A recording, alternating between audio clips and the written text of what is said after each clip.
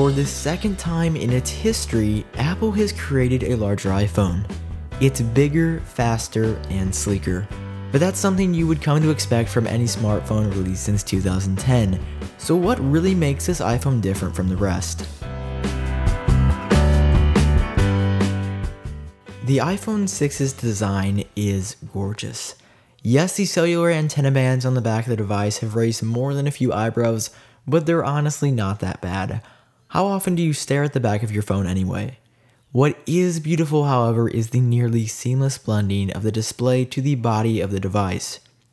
They've integrated it in an amazing way so that swiping from the left to the right feels incredibly smooth, or even vice versa. That's the first part of the display. The second is its all-around upgrades from the previous iPhone. It now has a just above 720p HD resolution of 1344 by 750, packing in the same old 326 pixels per inch, and pretty much everything looks stunning. The color saturation appears to be immensely improved from last generation. From websites to photos to the more than occasional YouTube video, the screen appears sharp, now from more angles than ever. Apple told us that the new Retina HD display offered wider angle viewing, and they were right. Comparing this once again to the previous generation, being the iPhone 5S, the difference is more than clear. All in all, I love the screen. What's on the screen is a different story, however.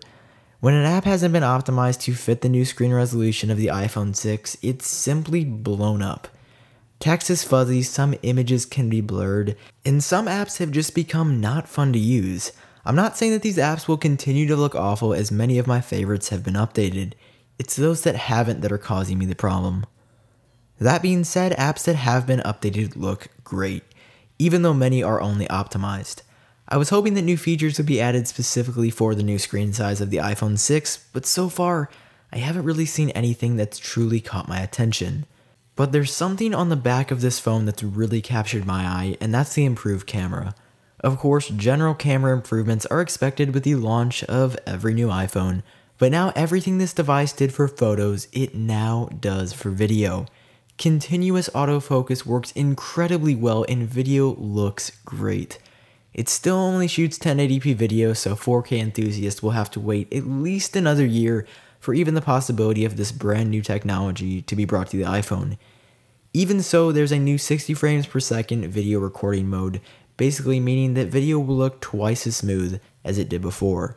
And as you may guess, shooting slow motion videos at a whopping 240 frames per second is an absolute blast.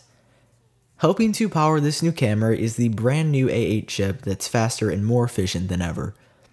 Using iOS 8 has gotten really fast, but at this point it's getting hard to tell the difference.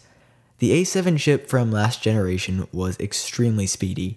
With the A8 being even faster than that, everything is kind of starting to feel the same. Scrolling on the home screen and doing simple navigation throughout your device doesn't feel noticeably faster, even though the specs say it should feel faster. Coinciding with the A8, we've got the second generation of Apple's coprocessor, the M8.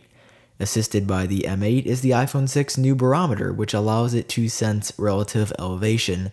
But try and contain your excitement, because the only practical use that I've seen of this so far is a pretty neat flights climbed card in the Health app. Although it does have its hiccups here and there, the barometer works well enough. Also new with the iPhone 6 is improved wireless and cellular capabilities. I haven't really noticed any tangible improvements here though. I'm still getting around the same LTE speeds that I got before on my 5S, and even if they are faster, I haven't noticed. The same is true with the Wi-Fi upgrades. The speeds I'm getting on my iPhone 6 are neck and neck with what I'm still getting on my iPhone 5S today. Touch ID is as good as it's always been. While some claim that it is improved on the new iPhone 6, I experienced no real issues myself on the iPhone 5S, so Touch ID functions the same for me, which is pretty much flawlessly. But like I did say before, the performance I experienced is just as good as what I experienced on iOS 7.1. In other words, I haven't experienced any improvements whatsoever in that area for Touch ID. Like always, the latest and greatest version of iOS is preloaded onto the iPhone by default.